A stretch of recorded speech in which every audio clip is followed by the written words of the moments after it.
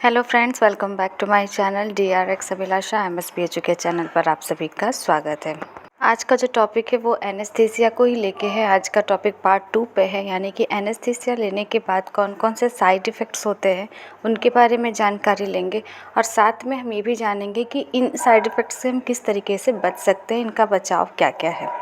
इसके पहले भी मेरा एक एनेस्थीसिया को लेके वीडियो आ चुका है, जिसको पार्ट 1 एनेस्थीसिया पार्ट 1, जिसमें मैंने ये बताया कि एनेस्थीसिया क्या होता है, कैसे काम करता है, किसने खोज की और जब ये एनेस्थीसिया नहीं था तो किस तरीके से लोग सर्जरी के दौरान बेहोश करते थे पेशेंट को। साथ में मैंने ये भी बताया कि एनेस्थीसिया कितने प्रकार के होते हैं और किस तरीके से हम एनेस्थीसिया को पेशेंट को दे सकते हैं। तो ये सारी चीज़ें मैंने पार्ट 1 में बताई हैं। आज के टॉपिक पे हम बात करेंगे सिर्फ़ और सिर्फ एनेस्थीसिया के लेने के क्या क्या साइड इफ़ेक्ट्स होते हैं और साथ में हम ये भी जानेंगे कि कौन कौन से ऐसे होम रेमेडीज़ हैं या कौन कौन से ऐसे घरेलू उपचार हैं जिनका इस्तेमाल करके हम उनको बचाव कर सकते हैं, उन साइड इफ़ेक्ट से बच सकते हैं। एनेस्थीसिया का नाम जब भी आता है तो लोग सबसे पहले ऑपरेशन या सर्जरी को ही जानते हैं, क्योंकि एनेस्थीसिया सबसे ज़्यादा जो टाइम दिया जाता है वो सर्जरी के दौरान ही दिया जाता है, मैक्सिमम टाइम। वैसे एनेस्थीसिया देके बेहोश करने वाली जो बात है वो अलग होती है, लेकिन ज़्यादातर इसका जो यूज़ होता है वो मेडिकल क्षेत्र में सर्जरी के दौरान जो होने वाले असहाय दर्द हैं उनको कम करने के लिए, उनको रोकने के लिए एनेस्थीसिया दिया जाता है। लेकिन जैसे कि कहा जाता है कि हर अच्छी चीज़ के पीछे कुछ बुरी चीज़ भी होती है, यानी कि ये एनेस्थीसिया हमारे दर्द को तो उस दौरान कम करता है, लेकिन उसके साथ साथ ही हमारे शरीर पे कई तरीके के दुष्प्रभाव भी डालते हैं, जिसको कुछ लोग तो शॉर्ट टर्म के लिए और कुछ लोग लॉन्ग टर्म यानी कि लंबे समय तक परेशान होते हैं इन एनेस्थीसिया के कारण। तो कौन कौन से ऐसे साइड इफ़ेक्ट्स हैं जो कि हमें शॉर्ट टर्म या लॉन्ग टर्म किसी भी तरीके के लोगों को परेशान कर सकते हैं, तो इसके कई सारे कारण होते हैं।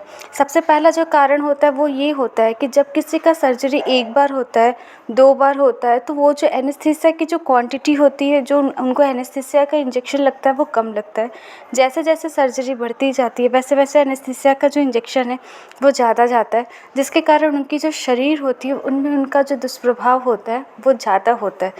इसीलिए कहा जाता है कि जिनका ऑपरेशन सिर्फ एक बार होता है उनको थोड़ी सी एनेस्थीसिया को लेके जो साइड इफ़ेक्ट्स आते हैं वो कम होते हैं, और जैसे जैसे उनके बॉडी में सर्जरी बढ़ती जाती है वैसे वैसे एनेस्थीसिया के जो साइड इफ़ेक्ट है उनका जो प्रभाव है वो ज़्यादा होते जाता है। एनेस्थीसिया लेने के दौरान होता ये है कि हमारे जो मूवमेंट होते हैं हाथ पैर के वो हमें नहीं समझ में आते कि वो हो रहे या नहीं हो रहे। तो इसके कारण क्या होता है, कुछ लोगों को ऐसे भी साइड इफ़ेक्ट्स होते हैं कि वो अचेतना अवस्था में चले जाते हैं, यानी कि उनको ये महसूस ही नहीं होता कि उनका बॉडी पार्ट हिल रहा है या नहीं।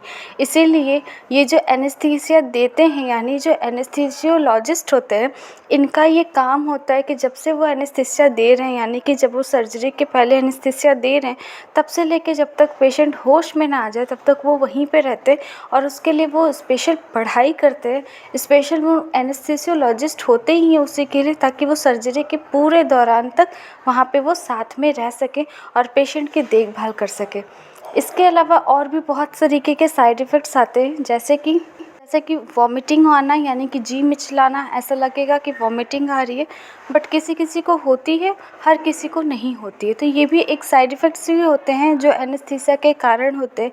साथ में बहुत सारे पेशेंट ऐसे होते हैं जिनको चक्कर आता है, बहुत सारे लोग ऐसे होते हैं जिनको सिर में असहाय दर्द होता है, जिसको माइग्रेन भी बोल सकते हैं। तो ये जो सिर में दर्द वगैरह होता है ये काफ़ी लंबे समय तक चल सकता है। इसके साथ ही और भी बहुत सारे, जैसे कि पैरों में झंझनाहट, बेहोशी होना, हाथ पैर कांपना, ठंडी लगना, ये सारे कई तरीके के साइड इफ़ेक्ट्स हैं जिनको पेशेंट महसूस करते हैं एनेस्थीसिया लेने के बाद। चलिए फ्रेंड्स, जानते हैं कि किस तरीके से हम इन एनेस्थीसिया के जो दुष्प्रभाव हैं उनसे बच सकते हैं।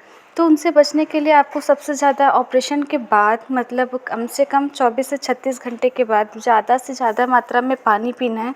जितना ज़्यादा आप मात्रा में पानी पिएंगे वो जो एनेस्थीसिया के दुष्प्रभाव हैं उससे आप बच सकेंगे। इसके अलावा आप कॉफ़ी का सेवन कर सकते हैं।